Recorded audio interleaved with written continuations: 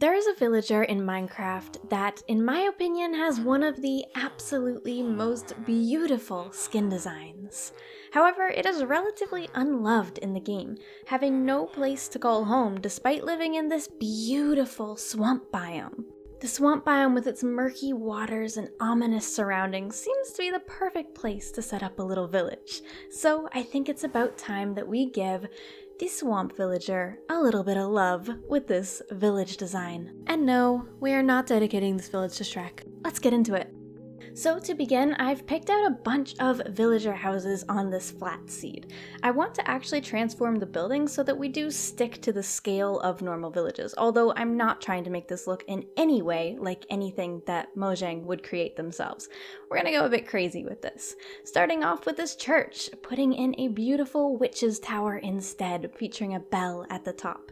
And then moving over to this larger house, adding on 2 layers and also making this look more like a farmhouse. I wanted to have a water feature and have it actually interact with the swamp, and so this water wheel seemed to line up absolutely perfectly, and I think it'll look great once pasted into the biome.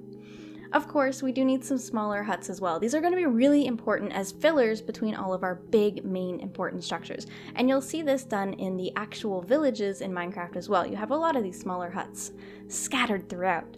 Now let's talk for a moment about the palette that I decided to go for. I had a little bit of trouble deciding on the palette, to be honest. I mean, it's easy to stick with those classic browns, the spruce, the dark oak, but I wanted something that's going to match the murkiness and really give that atmosphere that the swamp biome has. So along with sticking with those very muddy colors, I also wanted to add a little pop of color, and the prismarine is what does that for me. I know that that's not something that would ever be in a default village, but a girl can hope, okay? Of course, every good village does need a blacksmith, and this one is going to be set up just right. Loving those campfires as little accents in certain areas. The logs just work so well.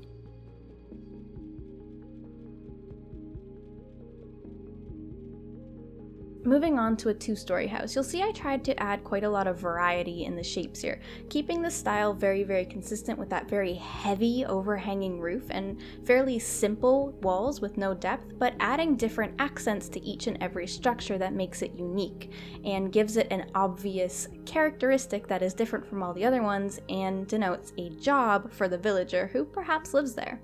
I thought that this gave each one a unique touch, and I hope that it sets the village apart from others.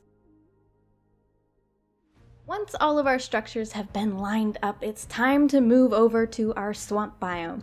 So I quickly paste over all of my houses, and once they're in place, this place is looking good already.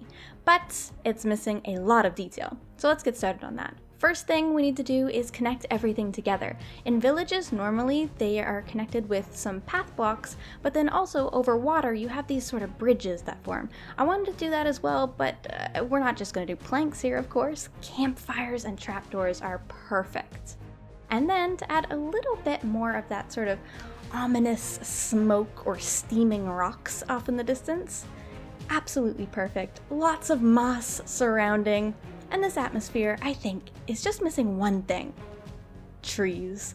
Now, I'm not gonna bury this build in trees, don't worry, but I did think that this was the perfect place to add in a willow tree. When I began building back in 2013, willow trees were some of the first that I built. I love drooping these leaves, and I think that look just turns out perfect. If you want a tree tutorial on doing these completely by hand, block by block, I will link it up above. Of course, we can't just have one tree variant, we need more than that. So I decided to go for 3. One that is a willow, one that is just a dead tree with vines, and one that is like somewhere in between. Hopefully it fits the atmosphere well. Now, let's go see the finished result, shall we?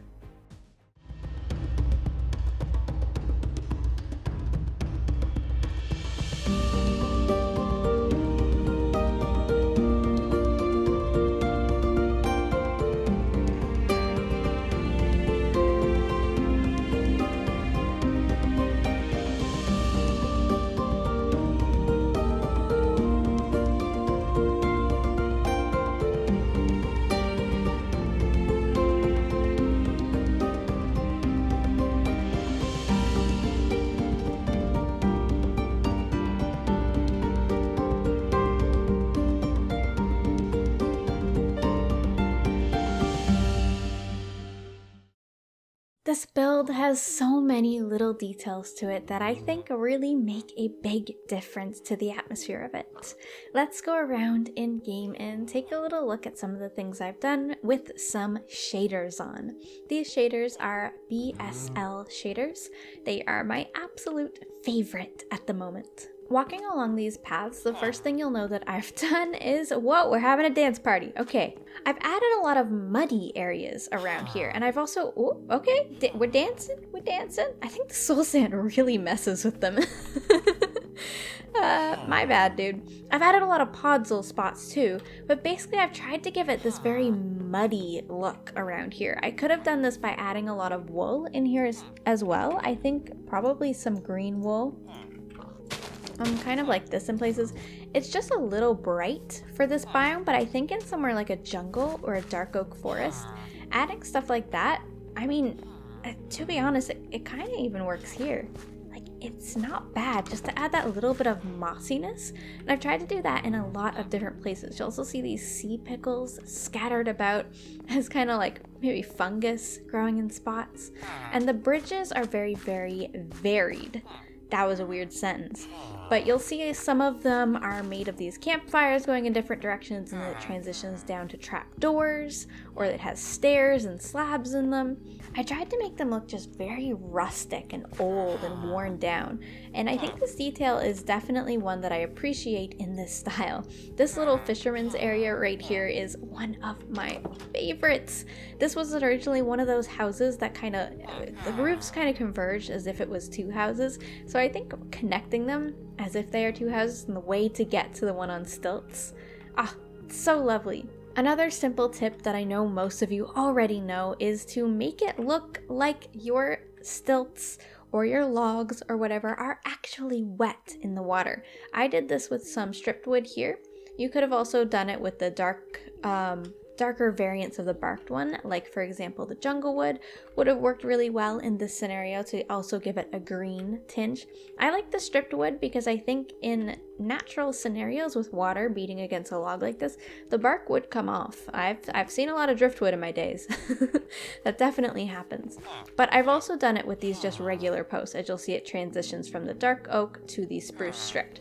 The spruce does have more green in it, but I decided that was a fine compromise. For the central area of this village, normally there is a well or some type of fireplace in some of the cooler ones, so I decided with this one to kind of compromise and combine that. We've got these water areas with the cauldron and also the fireplace as if this is a nice communal cooking area. I thought that would add to the witchy vibe that this place kind of needs, if I'm being honest. I like that it has that, and I think having witches integrated into a village like this would make a really big difference. Of course, we do have a little bit of interior, nothing fancy going on, some spider webs, some herbs hanging up, potion brewing areas, just general kind of creepy stuff I tried to get, like skulls on shelves, things that I would normally do, but that fit the biome just a little tiny bit better, I feel. I've got a balcony up there, some simple beds, nothing crazy going on in here, but hopefully it gives the correct feeling that we are looking for around here.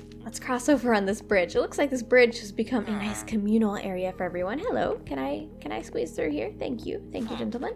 As we come along here, we have our blacksmith, and this has one of the heavier roofs of all of them because of how tiny this roof is. I mean, this building is only 3 across before the pillars, so these are some very, very thick roofs to have on a structure like this. And I know that this isn't realistic to what Mojang's villages would look like, but I think the detail works really well with the style that I'm going for in this biome, having that heavy roof.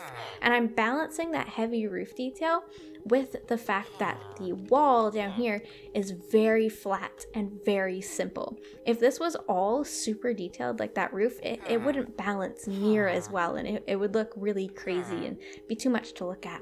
Of course, along all of the paths, I've tried to add as many details as I can. We have lanterns and vines. We have the steaming rocks down there, the mossiness, the bubbles.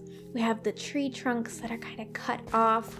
pumpkins all around, and over here we've got another one of these stilt houses. This one actually still has the original interior that the village house I transformed actually had, so that's kind of cool. If you're wondering how I did this, this is actual barrier blocks right here. All I did was give GeminiTay and then barrier, and it'll give those to me. It put them right here, and then as you can see, the barrier blocks just show up. Really simple way to get this ladder in place, but if you couldn't do that, some trapdoors here would also work really well. Overall, I really enjoy the feeling that I've been able to achieve with this village. I think the types of trees in this biome work really well, and it is something that I would like to see more of in the vanilla game, is some variance in tree as you go from biome to biome.